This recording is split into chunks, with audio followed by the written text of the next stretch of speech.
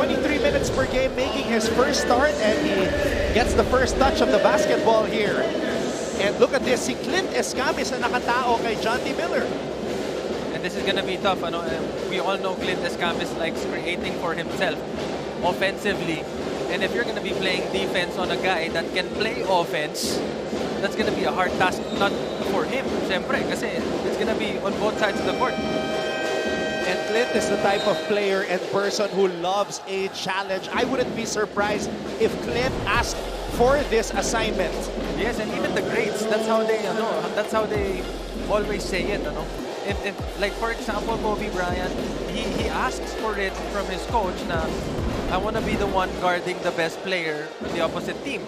Doesn't matter if he's a guard or whatever, he wants to be that guy. And not just because he's good, maybe he has something to prove to himself that he can do it. John T. Miller listed at 6'4". Clint is listed at 6 feet. So giving up 4 inches in height, but doesn't matter to him. He wants the assignment, as you mentioned. That's how the mindset of the greats has been established. And this is gonna be a test to his character, ano? Dito sa laro na to, kung paano ititreat ni Clint Escamis yung depensa na ibibigay niya kay Miller. If he's gonna be the pesky one or if he's just gonna stay in front of Miller and make sure na he doesn't get an open look. Right now, there is a shot clock issue. Kaya meron tayong situation where the referees are waiting for it to get fixed. So this also gives us a chance to get a courtside update. Pakinggan natin ngayon si Glycel Galpo. In this game, we want to solidify our defensive identity. These were words from Captain Lion Yukien Andrada, sharing with me that their biggest challenge for today will be putting a stop to the Cardinals, lalo na't alam naman daw natin that they are known for their offensive game. Naikwento nga rin sa akin ni Yuki how they've been a little inconsistent in their team practices for the recent games. Pero there's no room for complacency today dahil gaya nga ng sabi ni Assistant Coach Andre Santos, there's no games to waste against the other brackets dahil hindi naman na namin sila mababawian pa. Dagdag niya, for the Red Lions, this game is a test because winning today would mean that they are ready to call themselves a legit championship contenders. Anton and Prince? Yep, this is a possible finals or playoff preview, and that's why everybody is tuned in right now to check out this matchup. You know, I like the statement na sinabi nung coach, ano, na pag nanalo sila sa game na to, they can say na champion contenders, possible champion contenders na sila. Kasi again, isang beses mo nga lang naman makakatapat dahil nasa kabilang bracket. And ito yung mga sinasabi nila na malalakas doon sa kanilang mga brackets, di ba? Dahil syempre, again, San Beda is number 1 in their respective bracket. Mapua is number 2. If they beat Mapua, they're gonna be number 1 solo. Maiwanan nila yung CSB sa baba. And then, yung Mapua, magna number 2 sila, but meron silang 2 talo. And again, importante yung mga ganitong match kasi hindi mo na sila makakatapat ulit. Kumbaga, if ever magkatapat man kayo ulit, doon na sa dulo. And there's also that thought na baka hindi na tayo makabawi for the loser.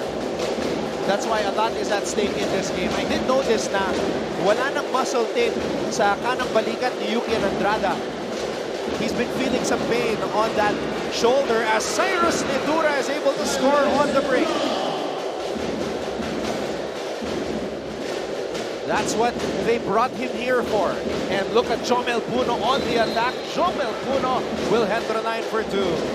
Yun yung mga klase ng attacks na pag andun ka na, kapag athletic ka, hindi mo na iisipin kung paano ka babagsakin.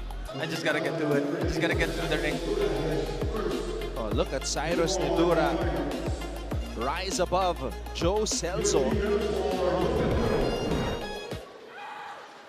And Jomel Puno right away, going coast to coast.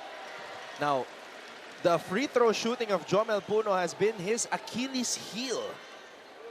Actually, not just him. The entire team. Especially, I mean, last game they only have 54% free throw shooting, which kung ikaw yung nasa top na team doon sa bracket mo, dapat yung mga bagay na ganon, mga maliliit na bagay na ganon, yun yung mga dapat inaalagaan nyo pa eh. Kasi mas mapapadali yung laro sa inyo if you get a higher percentage dun sa free throw percent ng shooting percent.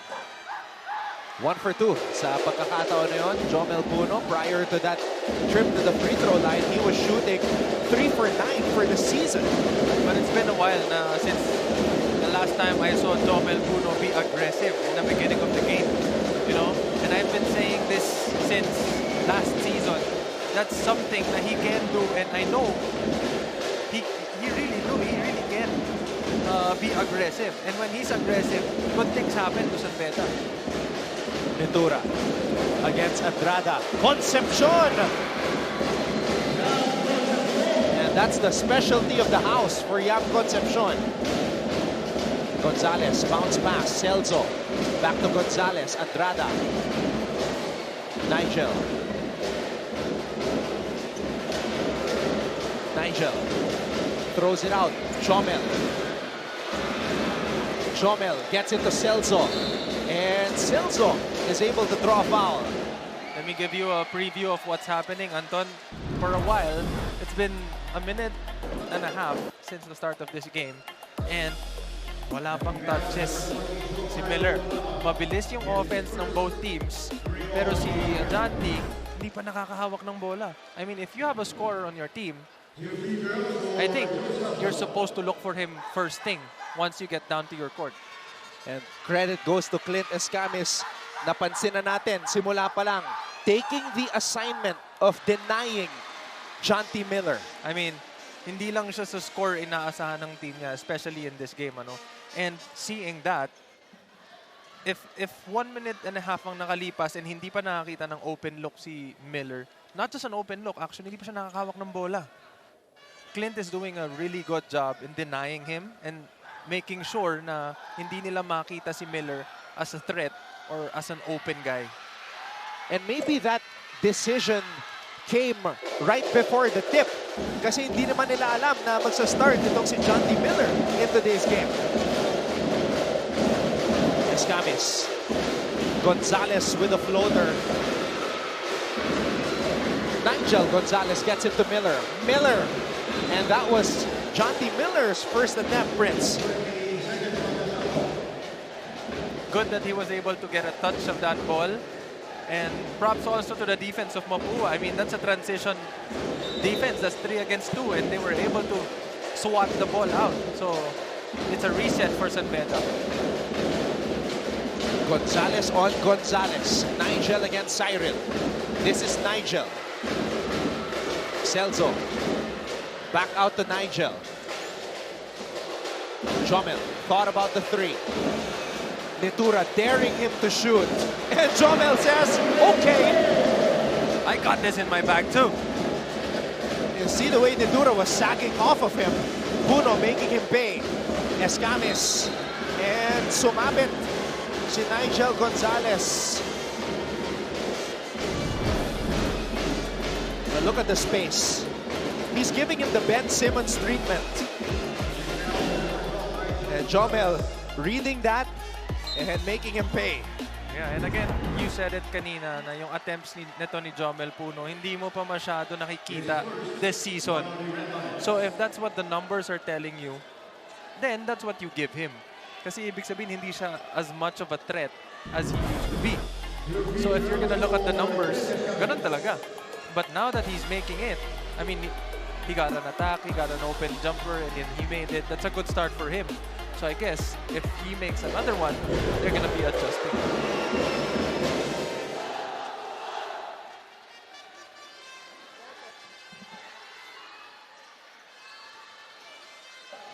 Clint Escamis and Nigel Gonzalez, 2 guys that came into the seniors ranks here in the NCAA at the same time.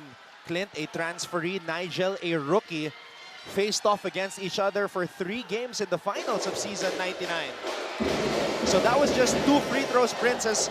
Clint's foot was on the line. I mean, still he got a foul off of Nigel Gonzalez, and we know how important Nigel Gonzalez is to Beda. Janty, first open look. Concepcion with a challenge. Yukian, it's his turn from the other side. Yukian Andrada, swish. I mean, mean, if you see Yuki on the corner just sitting there and then his guy dropping all the way down, you give it to him.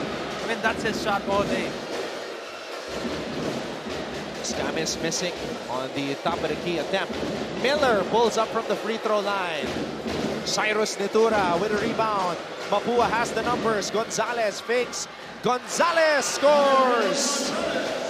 That was a good read para dito sa players ng Mapua. No? They got a 2-on-1 situation and they made sure na pinagbayad nila yung San Beda doon.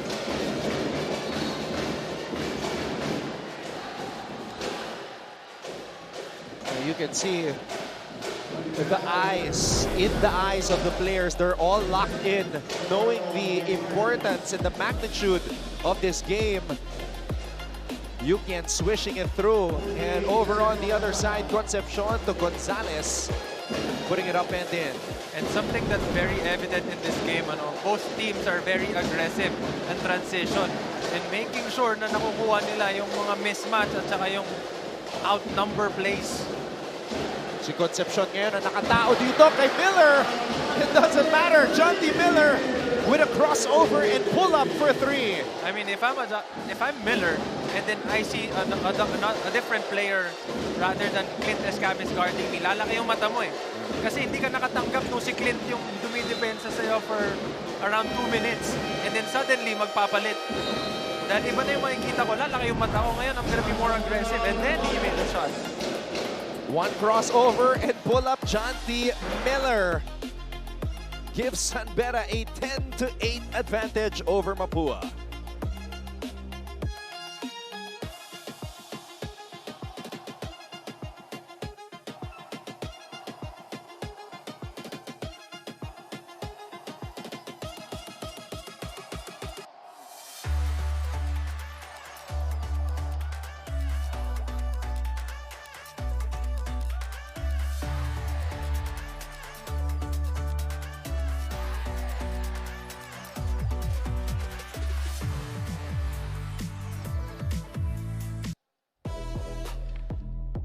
One of the good things about the previous game of San Beda against EAC was it wasn't just about John T. Miller or Brian Sahonia.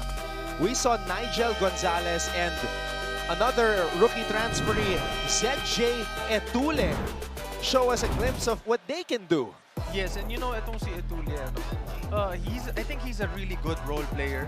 I mean, he exerts effort both on offense and on defense, making sure he gets those loose rebounds.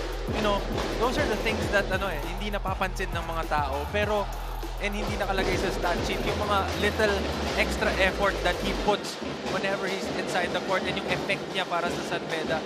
Those are the things that, you know, naiipon in the end and it gives them good outcomes. And for a transferee to find the place in the rotation right away on a team like San Beda, that's huge. As we see Nigel Gonzalez sink this triple. Ayan, again, guys, yung mga nanonood sa mga bahay-bahay. Sabi ko naman sa inyo kanina, this game is gonna be a big game and I guarantee a great game. So binabati ko kayo. Yung mga teammates ko nanonood ngayon. Former player, si Pao Hernandez ng Mapua, si Dida, at syempre, si Ate Aisha at Kuya Jay. Binabati ko kayo. And sa mga fans natin na nanonood ng NCAA, tutukan nyo lang po yung San Beda versus Mapua. This is gonna be a great game. Buno spins. Buno, wow! Been a while, my friend. Been a while. Yan yung Jomel Puno na matagal ko nang inaantay. Yung aggressive na Jomel Puno na once he gets the ball, he's looking to attack and create something. Puno was dangerously close to a travel, but great control on not lifting that pivot foot. Nitura from the free throw line. Nitura short. And Gulapa could not hold on to the basketball. Look at the foot of Jomel Puno. Keeping it there. But you know, those kinds of moves you practice. And when you practice that often, it's just mental eh. Just because of how many reps you've done it, it's gonna be automatic when you do it. You're gonna be able to do it and maximize that move. And that's effective. That's a very effective move. Ang tawag nila dyan, parang saliwa eh. Saliwa, I mean, hindi ka sure kung balanse siya o hindi. But then he's practicing that move. And then alam niya sa sarili niya na it's gonna work. Kasi if you really bite on that fake, that's an easy two-pointer. Beda. You saw the stack. Perimeter points 10-0. Puno from the corner. Recto with the rebound. Recto pulls up for three. Ivan Lazarte with the rebound, but the whistle was blown. Pangalawa na ni Nigel Gonzalez. Delikado yan para sa San Beda. Again, he's starting to get hot in this first quarter and then he committed his second foul. So I think he's gonna get taken out of the game. So Brian Sahonia checking into the game. This is the first time that Sahonia came off the bench, Prince. I think so. I think so. Yeah, it is. And even Jimmy Reyes. Meanwhile, Lazarte that blows the undergoal That stab. was a beautiful play. That was a very beautiful play. It's unfortunate that he missed that shot, but wow, well executed. John D. Miller not liking that call.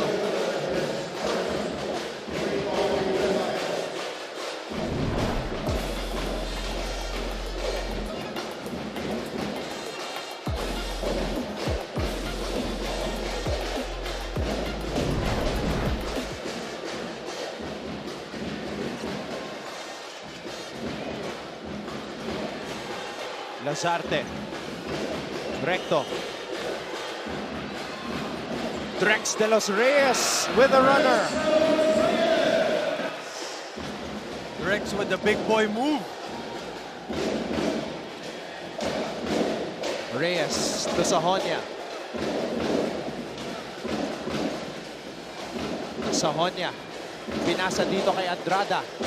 Andrada to Reyes. Reyes for three. And Reyes hits the top of the key three. Ang term na ginagamit ng mga coaches dito, kung makikita mo yung parehas na coaches, sinasabi nila sa mga players nila, huwag kayong makipagpalitan ng shoot. Kailangan makakuha tayo ng stop to stop the bleeding. Drex. Well, they're going to need him to come up big.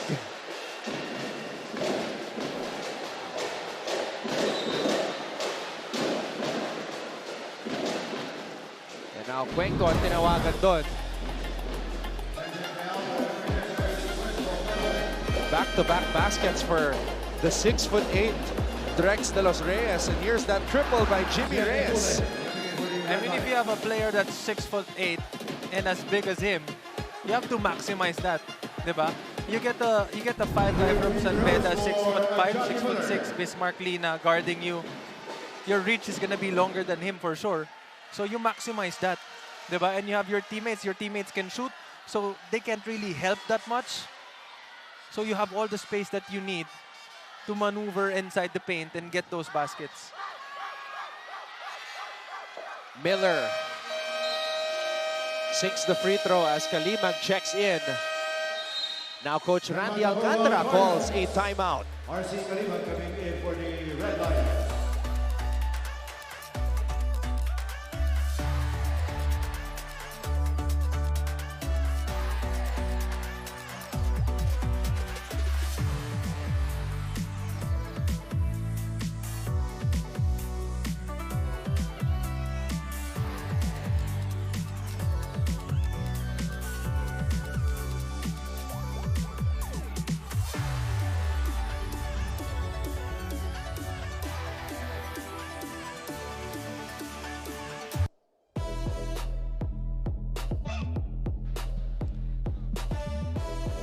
So, like San Beda, where we saw other names aside from Miller and Sahonia stepping up, dito naman mula sa Mapua, we saw the rookie EJ Sapasap and the transferee from the Growling Tigers, Ivan Lazarte. And you know, it's really nice to see players stepping up. Ano?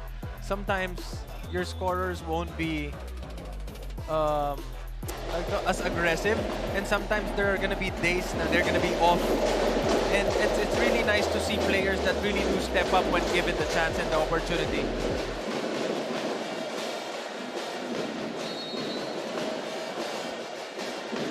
Now both of them are in, Sapasap and Lazarte. And Lazarte playing the point guard position here now, Brits. Recto. Lazarte. Lazarte from the free throw line. Cuenco.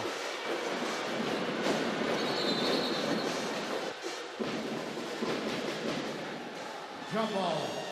Possession for the Mapua Cardinals.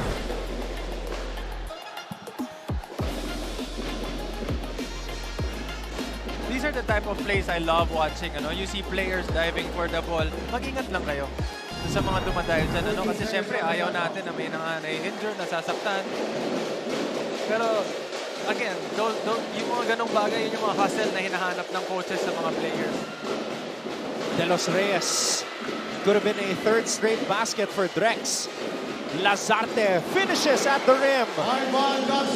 Parang dumaan siya sa butas ng karayom after that bump.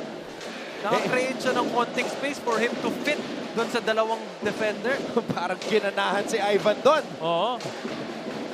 Ayun. Defending Reyes tightly after converting on that lay-in. Oh. Beast Mark versus the big boy Drex. Yeah. Oh, nakadalawa ka na pala, ha? Susubok din ako. This is what I love about Bismarck. Ano? He doesn't back down. Doesn't matter if the guy he's guarding is bigger, way bigger than him. You know, I've known him for quite some time, and this guy is a fighter, and I love watching him play, especially when he gets the ball inside and make sure na he tries to make something out of that low post position that he got. Bismarck Lina this season averaging 6.5 points per game and 5 rebounds per outing.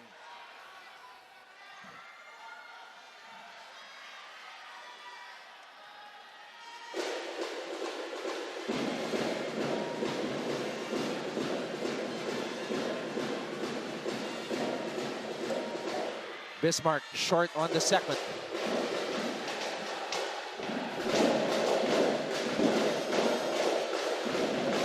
Lazarte. Cuenco could not hold on to the basketball. Sahonia. ZJ. Lina against De Los Reyes. Ito na naman tayo. Oh! Bismarck Lina wheels it in. Kasi isa lang masasabi ko, Bismarck Lina marking his territory. Down under. I love that. I love that. I mean, he won't be called Bismarck for nothing. Sapasap. Sapasap. Beda gets another stop. And Lina running over Cuenco. Hindi niya siguro napansin na hindi si Big Boy yung nasa harapan niya. Yung babanggain dapat niya pang 6'8" eh. Kaso pag-bump niya, mas maliit pala sa akin, charge. But that was a good defense. I mean, putting your hand up, no need to foul. If he makes it, he makes it. So, but good move to by Bismarck. Huh? Or should we call him John Lina? You're the guy who's close to him. I don't know if he likes John.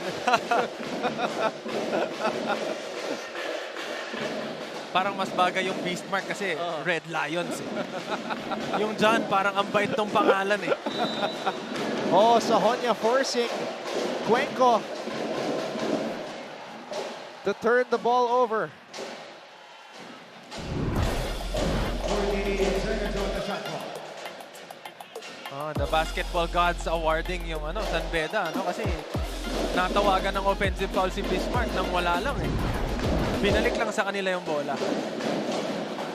Reyes to Etule. Sahonia. Sahonia swings it to Kalimag. Kalimag. Floater. And Kalimag is able to score. Yep. That was a lucky bound, but I mean, I'll get it.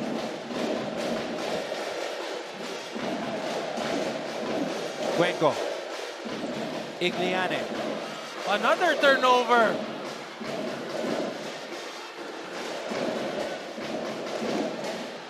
The Beda defense have has been relentless. Number 1, Mark Iglesias. Penalty. And you know, Ton, we've seen it whenever yung players ng San Beda, pag gusto nila dumipensa, makikita mo talaga yung aggressiveness nila and yung willingness nila to get the ball. Especially the hustle that they put out.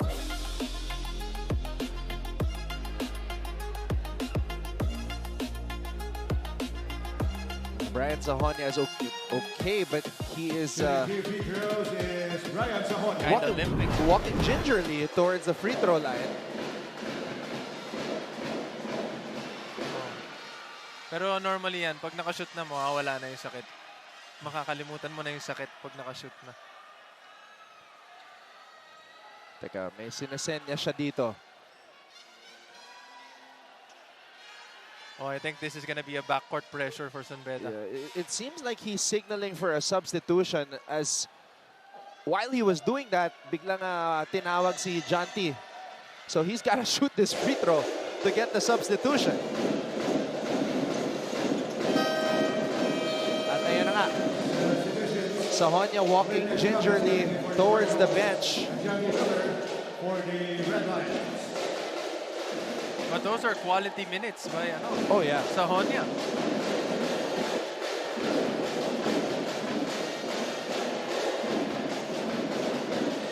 Oh, Escamis is back. 25-14, an 11-point lead for San Beda. Escamis.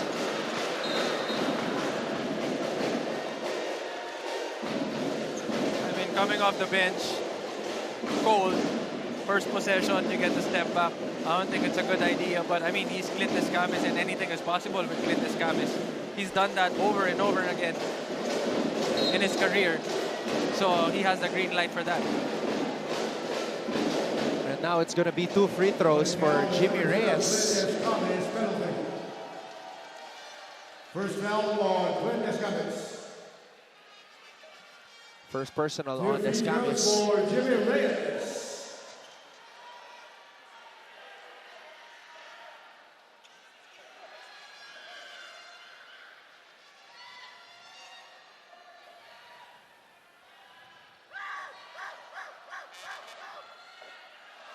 Reyes sinks the first. What a start for San Beda.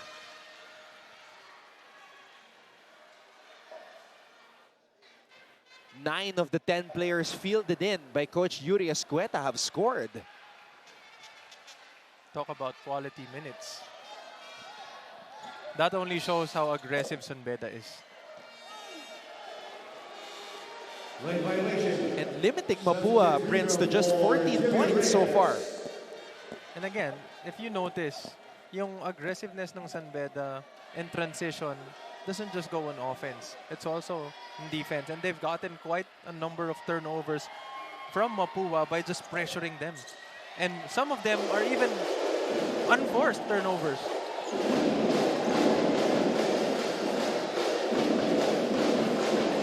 Cuenco gets it to Nitura.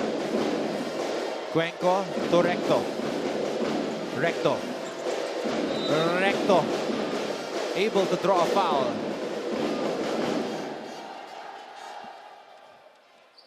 Backing foul, number 13, Marcy Kaliman. He has his first. Foul was on number 15, Seda. That's his first.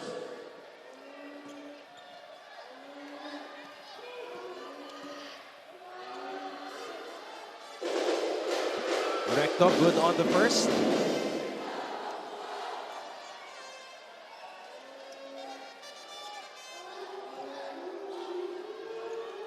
So Coach Randy Alcantara.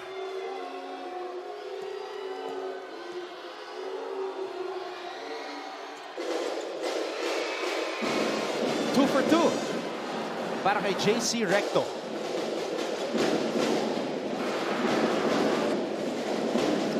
ZJ.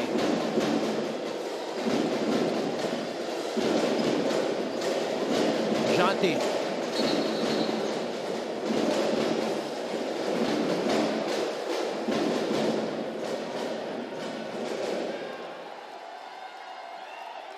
And we will now on the Red Lions for second infraction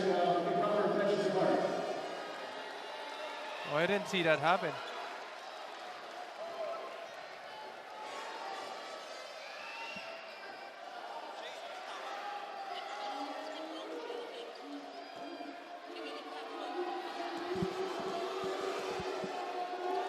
So it's a technical foul on the bench of San Beda. Second infraction.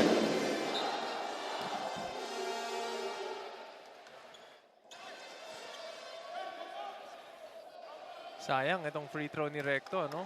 Yung pa isa-isang puntos na ganyan, naiipon yan. I mean, San Beda is up by 10 and getting a free throw like that, a free opportunity to cut down the lead to 9.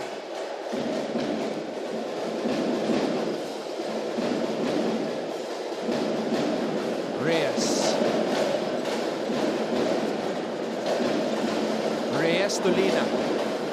Etule. And Cuenco comes up with a rebound, and that will do it for the first quarter. The Red Lions coming out roaring as they have established a 10-point lead at the end of one. And match the record of Perpetual with 4 wins and 1 defeat. Reyes against Escamis. Miller. Reyes to Kalimat. ZJ Etule against Recto. Kalimat pulls up for 3. And Lina. Good hustle. Ito yung isa sa mga strengths ng San Beda, you know? Yung whenever they go for those loose ball rebounds, I mean, their big guys are the one taking care of it, but you also see the guards trying to go for the offensive rebound as well, and that's one of their strengths. And if you guys are noticing, itong Mapua, medyo nag-5 smalls na sila. Nag-small lineup sila.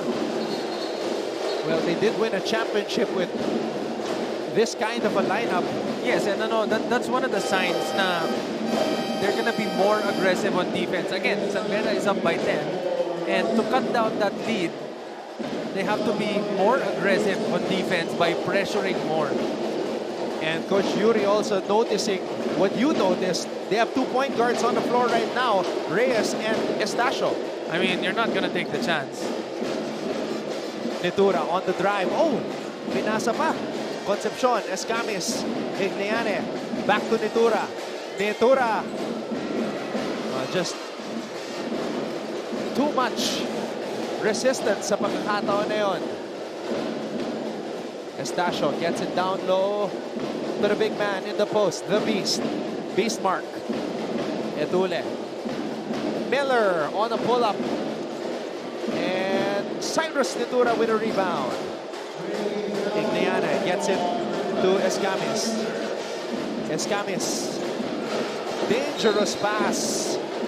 Ball will stay with Mapua, but now we get a courtside update from Glycel Galpo. What does it take to be champions? No other guy can answer this better than the Mapua Cardinals head coach Randy Alcantara. For Coach Randy, more than their skills, it is their mindset and character that will win them the title once again. At ito rin daw ang patuloy na pinapatunayan sa kanya ng kanyang kupunan after their first 4 games, which is their ability to bounce back and make rational decisions when they find themselves on tight ropes. Kung no games to waste ang mantra ng kabilang kupunan, it is no second to waste for Coach Randy, lalo na in games like this. And his words, bawal kumurap dahil isang kurap mo lang, baka malamang na ang kalaban. Kaya naman today, he expects nothing but aggressiveness from his squads, especially in controlling the game of the boards. Yan muna mula courtside and Conan Prince. It is so loud in here. I could barely hear what Glycel was saying, but one point that I did notice was that, you know, every possession from here on out matters now that they're trailing. At bawal kumurap. And now frustration boiling over on the side of the Mapua Cardinals after this long-range connection by Yuki and Andrada. You know, ito yung isa sa mga bagay na I think nagustuhan ko ano, sa changes in basketball, yung transition fouls.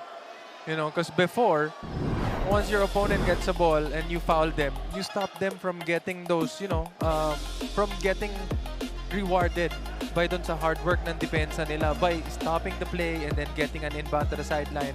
The defensive team gets to set up their defense, and the changes that they did was, if you foul a guy in transition and they clearly have the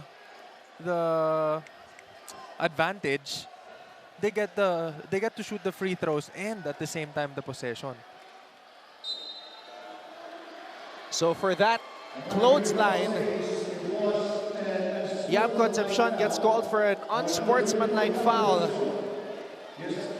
It's going to be technical free throws for San Beda. San Beda already 4 out of 10 from beyond the arc. They average 5.3 made three-pointers per game, Prince, and we're still here early in the second quarter.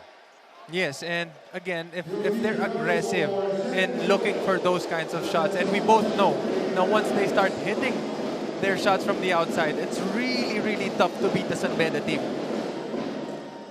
But whenever they're not aggressive in taking those shots from the outside, they're struggling.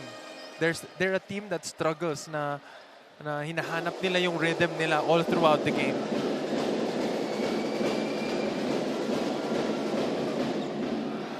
And one of the reasons why their strengths come from offensive rebounds and their bigs working really hard is because of those shots from the outside. If your shooters are taking shots from the outside, chances are your bigs are there to clean up the missed shots that you take.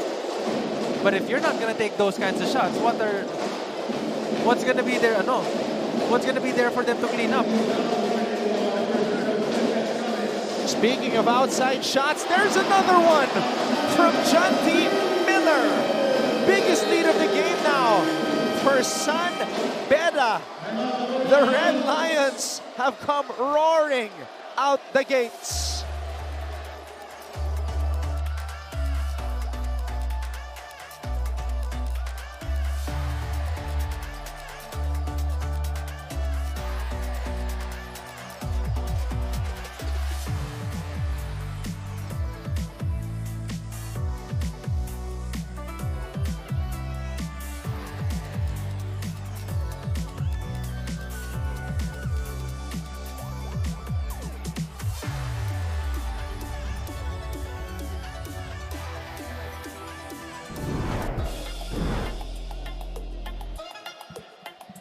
I was just talking about the made threes per game, 5.3 for San Beda as a team.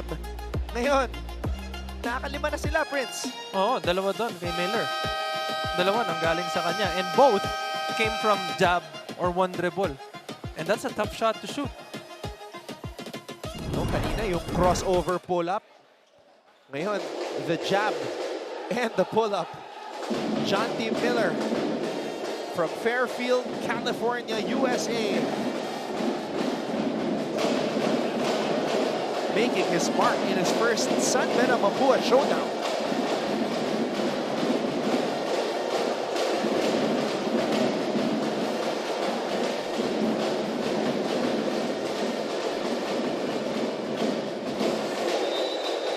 Now, we have a chance to see what the Mapua Cardinals are made of.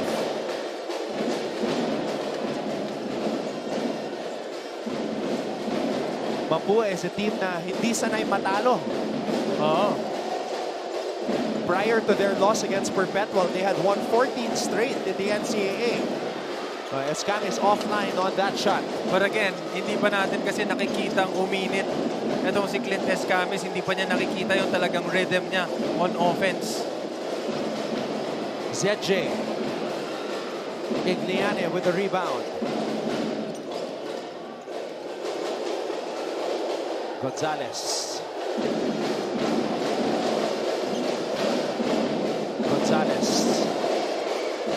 Igliane, 10 on the shot clock. Escamis to Concepcion. Recto on the pull-up. Igliane to Gonzalez. Gonzalez lays it up and in. They have been waiting for that made basket for quite some time now, to stop the bleeding. Kasi itong San Beda, sunod-sunod ang magandang opensa nila, and at the same time, nakakakuha pa sila ng stop after that. Speaking of good offense, Jonty Miller cutting 2 defenders in half. He went to a different gear on that drive.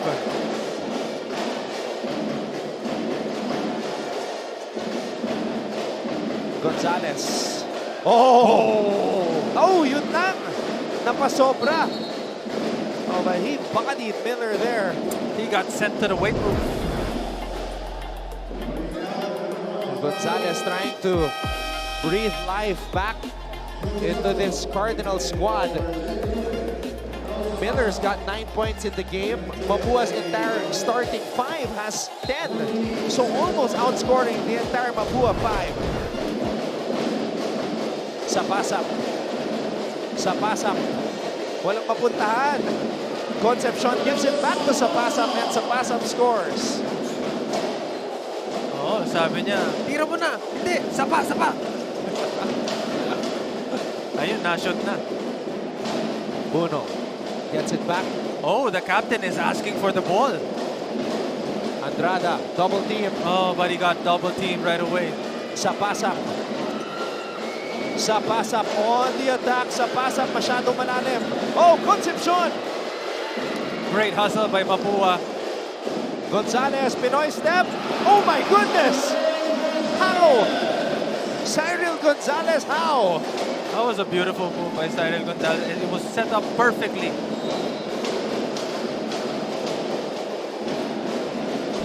He baited the defender on that Pinoy step. Napakasikip nun, pero nailusot pa nila yung pasa. Ito, hinihingi na ni Cyril eh. Woo! Sheesh! What a beauty. Yan yung mga wow moments ng game. Again, Drex has been effective kanina, no, nung pinasok siya. And I think bumabalasa itong si Coach Randy by putting him back again and checking if meron pa yung init nito ni Drex.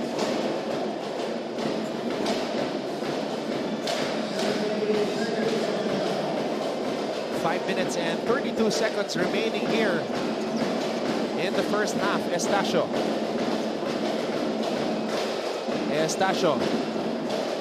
Puno.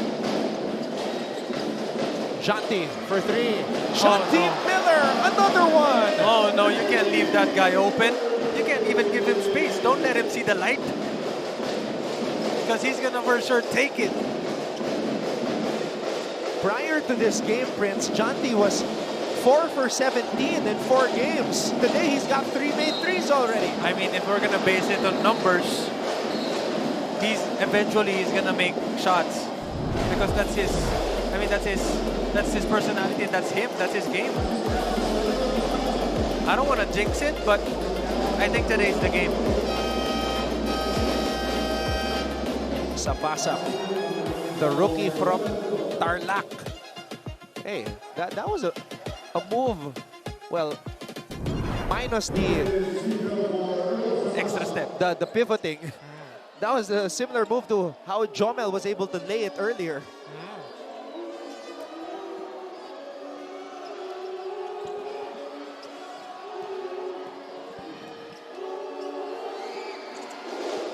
Sapasap missing on the bonus.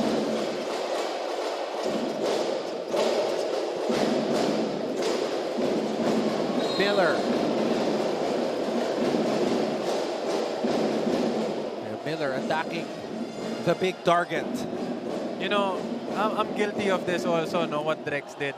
Sometimes, us bigs, we don't think na binaba namin yung kamay namin. But if you're really gonna look at the replay, sometimes I even tell the ref, hindi ko naman binaba yung kamay ko eh. Bakit ako foul nakataas lang? But if you really look at the replay, merong action na ibababa mo rin talaga eh. Because it's a tendency eh.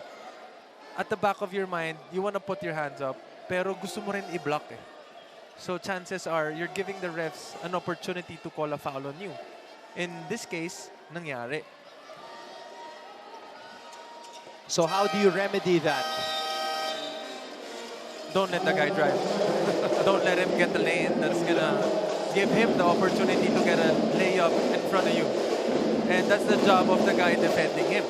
Because if he doesn't have that, that driving lane, I mean, no need for you to, diba? Gonzalez. Oh, Cyril Gonzalez has taken a conscious effort of trying to inject some life into this Mapua unit. Janti. Heat check. Oh! He is on fire. I mean, San Beda's average is 5, and he already shot 4. He's got 17. And first half it ain't even done.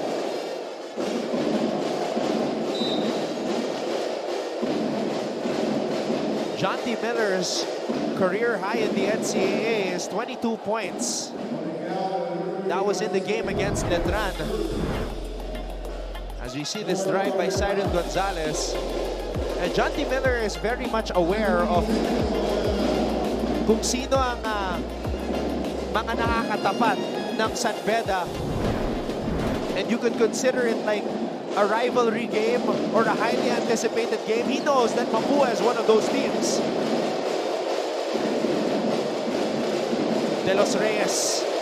De Los Reyes. Oh, a sorry miss.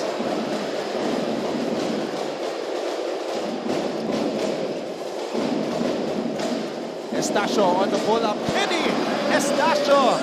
Okay, if you're gonna look at that play, how easy did Penny got an open shot, diba?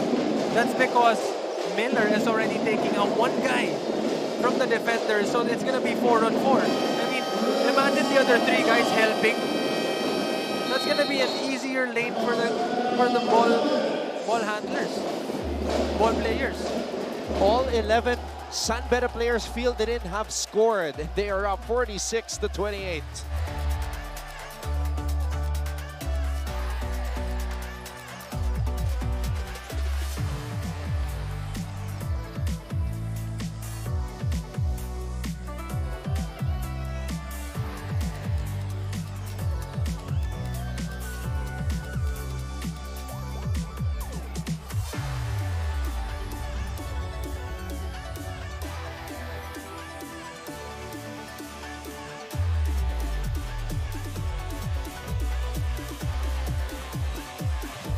The Mapua Cardinals' starting 5 have a combined 14 points.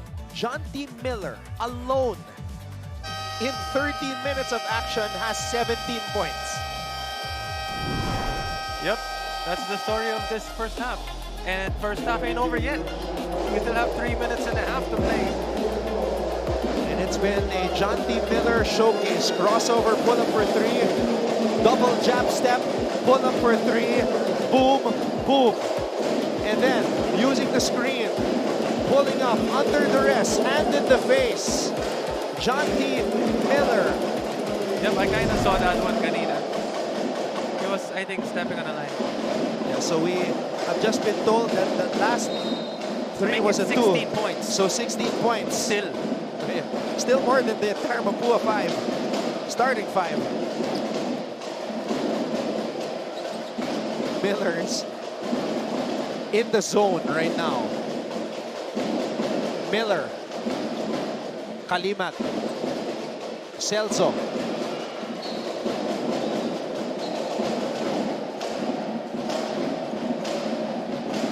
I mean, if you have a Jonty Miller in your team, you don't even have to, you just have to wait in the corner, wait for the drop pass. Because he's a very unselfish player. He looks for his teammates as well. I mean, if you have a teammate that's creating that much of a space for himself and for his teammates, hindi ka na mababago doon offense. All you have to do is be patient, wait for the ball to get to you, and make sure na when you shoot, you make it.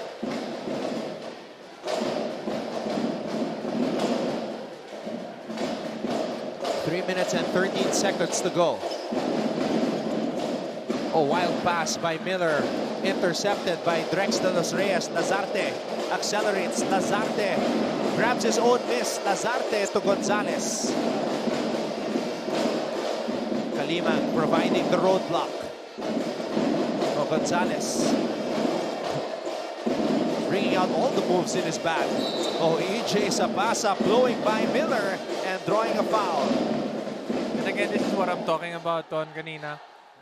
If your scorer isn't as aggressive or is kind of off in a game, players should step up.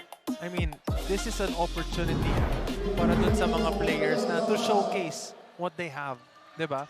Kasi when their scorers are hot, I mean, you let them do their thing. And you just wait in the corner, wait for those drop passes. But if they're kind of off for the game, that's where you step up. That's where you get your green light from your coach. Kasi hindi na nga effective eh. Hindi makashoot yung hinahanap yung scorer. So, you're gonna be given the chance to, you know, to showcase what you have. And that's what sila Lazarte did last game. And speaking of being given the chance to showcase what they can do, Kuldora is now in for the first time para sa mga Bedista. The Mapuans are down by 15. Reyes. Sapasap. Sapasap with a Pinoy step. Here come the Cardinals. And that's what they thrive in, Prince. Points off turnovers. Yep. I mean, they should have done this a while ago pa, but now that they're doing it, this is something positive para dito sa Mapua. No? They've been struggling kanina pa in you know, getting a stop for Beda. But they're having a run now and they should take care of this run. A beautiful Pinoy step. The Pinoy step has been utilized numerous times in this game by different players. Andrada on the pull-up. And Kuldora comes up with a board. Gonzalez.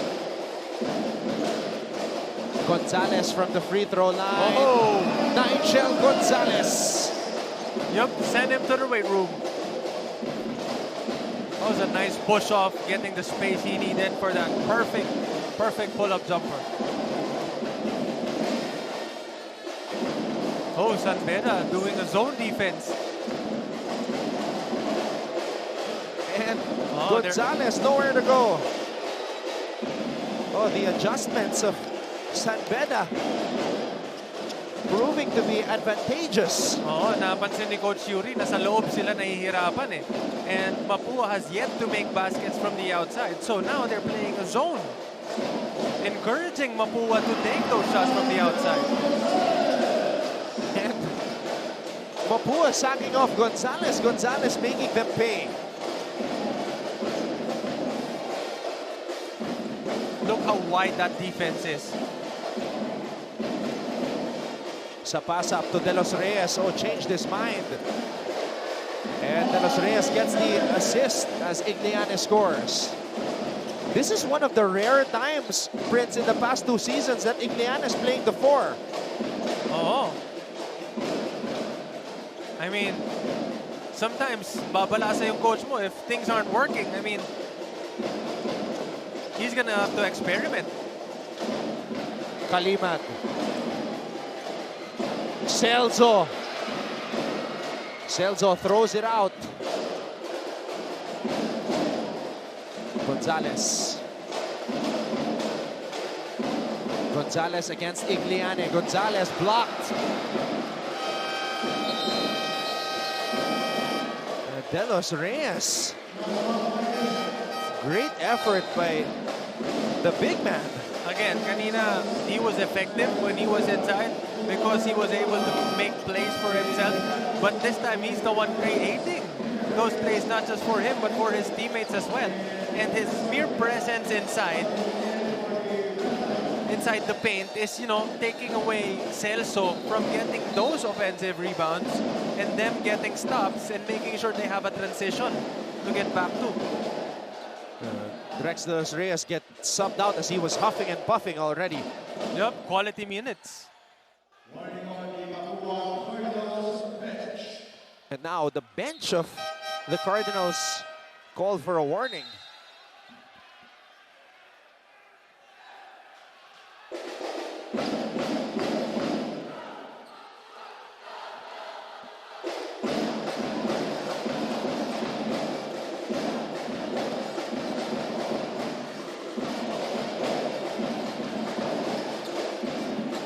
Concepcion from half court. And that will do it. The San Beda Red Lions making an opening statement as they lead the defending champions 49-34 at the half. You're watching NCAA Season 101, Building Greatness.